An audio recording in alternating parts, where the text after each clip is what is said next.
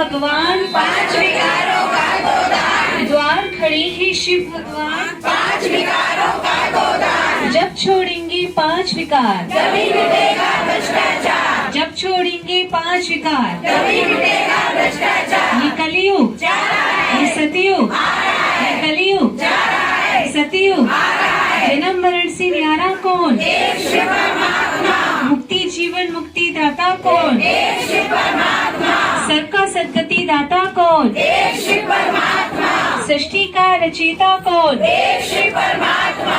शिवो शंकर एक नहीं, क्योंकि शिव के देख नहीं, शिवो शंकर एक नहीं। क्योंकि शिव के देख नहीं। नई दैवी दुनिया में चलने के लिए बीड़ी पीना, छोड़ दो, सिगरेट पीना, छोड़ दो, तंबाकू खाना, छोड़ दो, गुटखा खाना, छोड़ दो, बुराई करना, छोड़ दो, चुगली करना, छोड़ दो, कान भरना, छोड़ दो, आंख दिखाना, छोड़ दो, रौब दिखाना, छोड़ दो, झूठ बोलना, छोड़ दो। शिव पिता को, याद करो, शिव पिता को याद करो, अपने पाप, विनाश करो, अपने पाप, विनाश करो। ओम शांति, ओम शांति, जिससे होगी विश्व में शांति। ओम शांति। पीछे प्रतिज्ञा करेंगे, अपना हाथ लेफ्ट राइट हैंड आगे करेंगे, प्रतिज्ञा।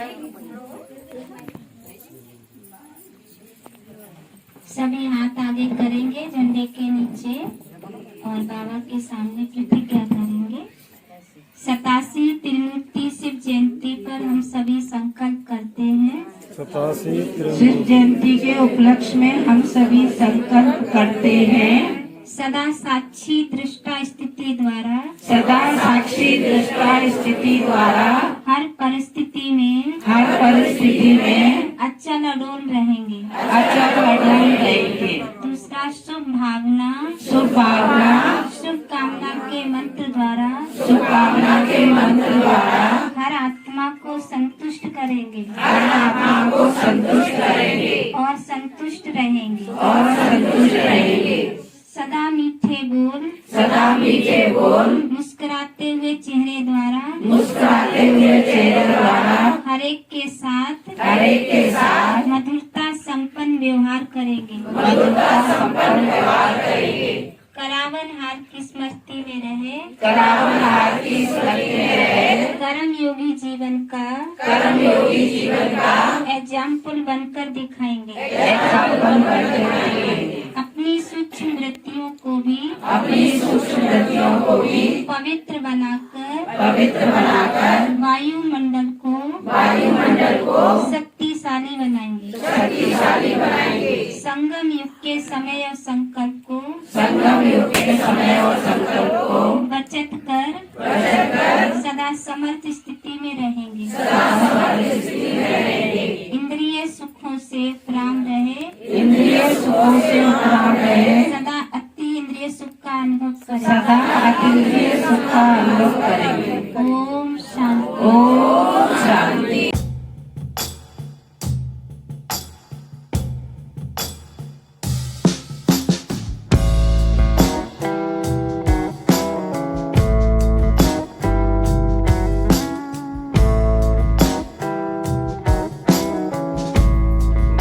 चलने का वो वहां से मुझे सीखने को काफी मिला। और सबसे बड़ा मेरा सौभाग्य ये रहा कि मेरे दोनों बच्चे बहुत छोटे थे उस समय। आज दोनों बच्चे संस्कारित अपनी अच्छी जगह पर दोनों नौकरी भी कर रहे हैं और अपना परिवार चला रहे हैं। तो मैं समझता हूँ शायद बाबा का कृपा वहाँ रही होगी। और इतना शांत प्रिय वातावरण वहाँ था, मन को इतनी बड़ी शांति वहाँ मिल रही थी। और जैसे हम कहते हैं ना कि भाई सबसे बड़ा सुख आदमी का होता है कि वो स्वस्थ रहे। तो स्वस्थ में एक तो हमारा शारीरिक स्वस्थ होता है, स्वस्थ हम रहे शारीरिक रूप से, कोई बीमारी ना हो हमें। लेकिन इससे बड़ा भी जो स्वस्थता का प्रतीक होता है वो होता है कि व्यक्ति मानसिक रूप से स्वस्थ रहे। जो व्यक्ति मानसिक रूप से स्वस्थ रहेगा उसकी सब चीजें ठीक चलती रहेंगी।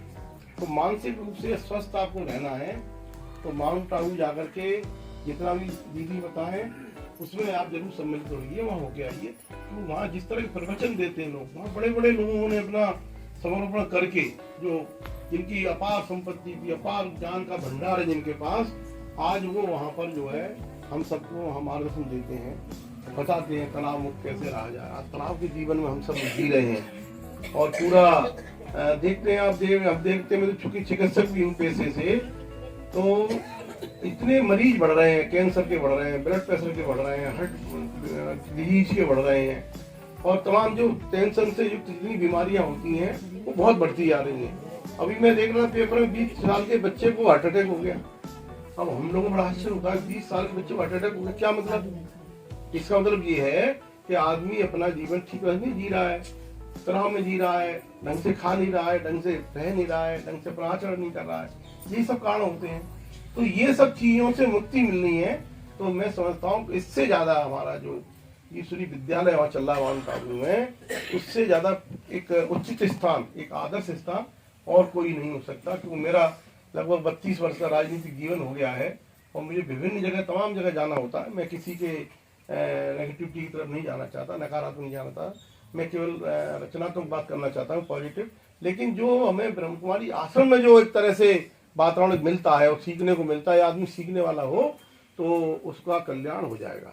अब भानु जी हमारे कह रहे थे, अभी हमारे बड़े अच्छे मित्र हैं, पत्रकार रहे हैं, हम साथ साथ रहे हैं बहुत समय से, लगभग हम 90 से साथ हैं। आज हमें इनको लगभग 32 साल हो गए साथ साथ रहते हुए।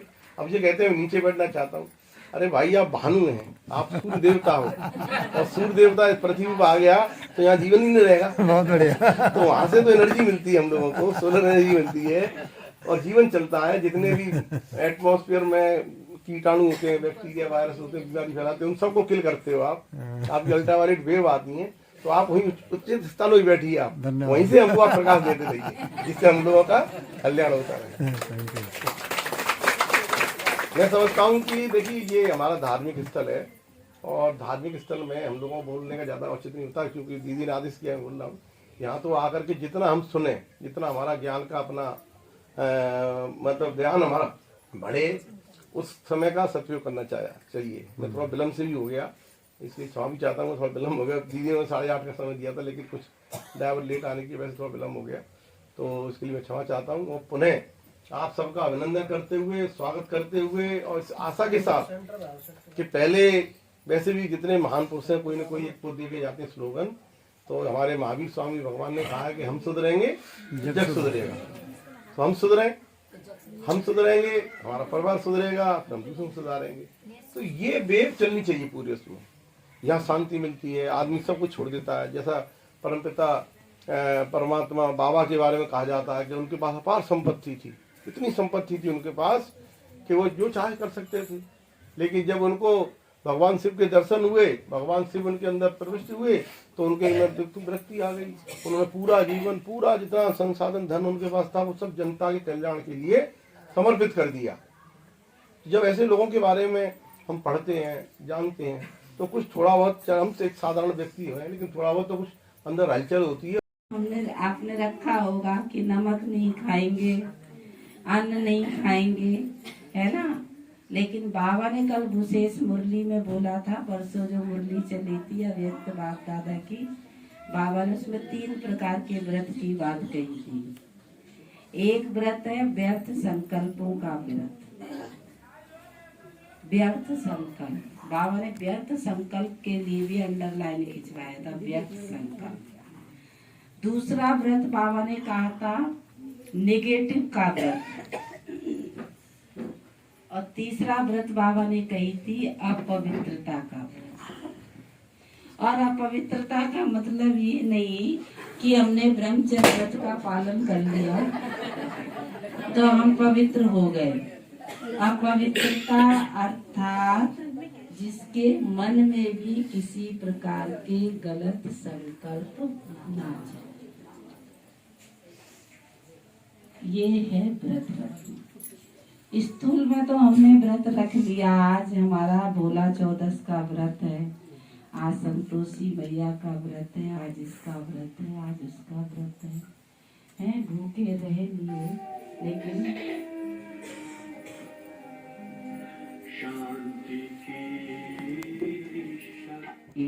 है ना, स्कूल से लेके आएगी। मैंने कई बार माताओं को देखा है, तो बच्चा क्या करेगा, पूरा एंजॉयमेंट करेगा। वो कार भी देखेगा, गाड़ी भी देखेगा, टॉफी वाली दुकान आएगी तो कहेगा टॉफी दिला दो, कुरकुरे दिला दो, चॉकलेट दिला दो, आइसक्रीम दिला दो, और वो मस्त चलेगा। उसकी माँ उसका हाथ पकड़ के ले जा रहे हैं। आप लोग तो अनुभवी है ना। तो ऐसे ही बाबा को जब आप अपना हाथ पकड़ा देंगे ना तो खूब आप इंजॉयमेंट, एक जीवन को इंजॉय करेंगे।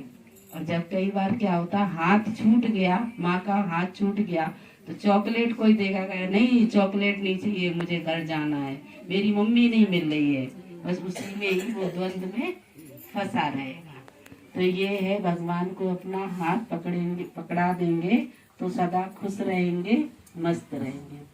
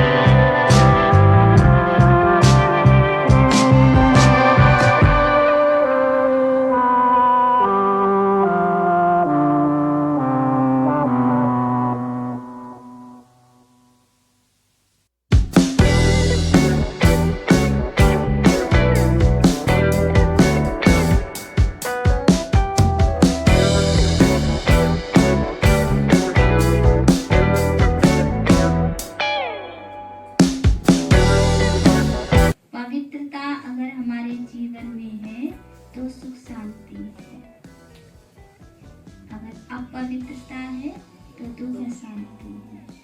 जैसे गंदगी होती है तो मक्खी, मच्छर, कीड़े पतंगे को बुलाना पड़ता है, बिना बुलाए आ जाते हैं। और झाड़ू पोछा हो गई, स्वच्छता हो गई तो मक्खी मच्छर रहेंगे, सब भाग जाएंगे। ऐसे ही हमारे मन में अगर पवित्रता है तो सुख शांति है। जरा भी हमारे विचारों में भी अपवित्रता है।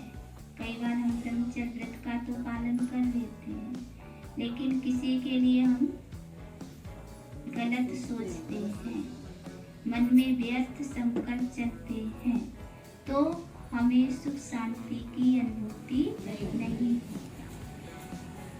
या आप अपनी चेकिंग करो, आपको नहीं अनुभव होगा, है ना। तो पवित्रता क्या है? सुख शांति की जननी है। पवित्रता हमारी माँ है। तो बाबा ने आज ही कहा, ये फाउंडेशन सदा अचल अडोल रहना ही ब्राह्मण जीवन का सुख प्राप्त करना है।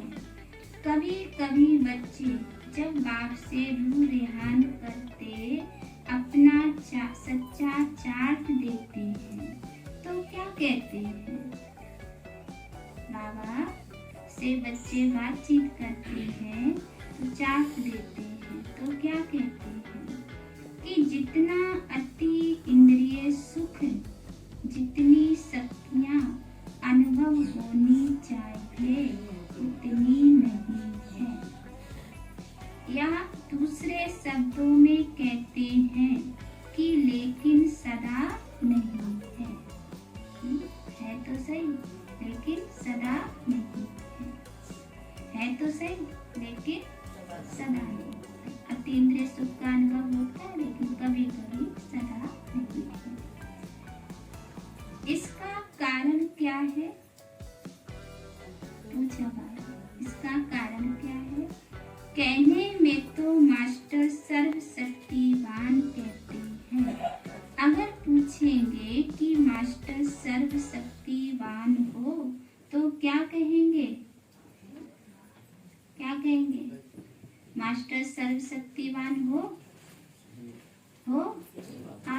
पूछ रहे तो क्या कहेंगे?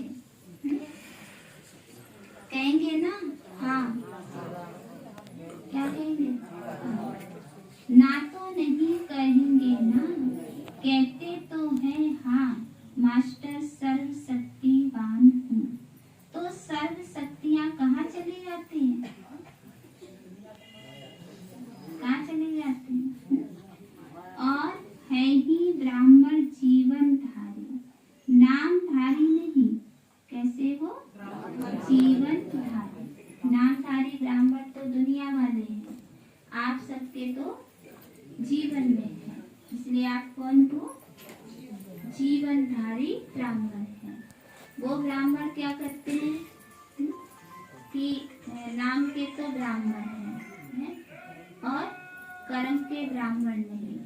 आप देखो प्याज लहसुन नहीं खाते हो, और चीजें भी कैसे खाओगे जब प्याज लहसुन ही नहीं खाते हैं। और वो लोग तो सब कुछ खाते हैं, प्याज लहसुन तो छोड़ो, उससे आगे जो भी है सब खाते हैं, लेकिन कहा नहीं जाता। तो बाबा ने यही कहा कि आप नामधारी नहीं हो, आप हो कौन? जीवनधारी। नामधारी नहीं, जीवनधारी है। ब्राह्मणों के जीवन में संपूर्ण सुख शांति की अनुभूति ना हो, वह ब्राह्मण सर्व प्राप्तियों से सदा संपन्न ना हो, तो सिवाय ब्राह्मणों के और कौन होगा? बाबा देखो आपकी कितनी महिमा कर रहा है, आपके सिवाय और कौन हो सकता है? और कोई हो सकता है? और कोई हो सकता है? ब्राह्मण ही हो सकते हैं ना। आप सभी अपना सायन क्या करते हो? बीके फलानी बीके फलाना, पक्का है ना? बीके का अर्थ है, बीके का अर्थ है ब्राह्मण बनना है। तो ब्राह्मण की परिभाषा समझे? बाबा को पूछ रहे, समझ गए? जितना और उतना शब्द क्यों निकलता है? कहते हो सुख शांति की जननी पवित्रता है। जब भी अति इंद्रिय सुख व स्वीट साइलेंस का अनुभव कम होता है, तो इसका कारण है पवित्रता का फाउंडेशन कमजोर है। समझा क्या कहा बाबा ने? कि अगर आपके जीवन में सुख शांति की अनुभूति नहीं होती है, अति इंद्रिय सुख का अनुभव नहीं होता है, तो समझो आप पवित्रता की कमी है, पवित्रता पूर्ण रीति से नहीं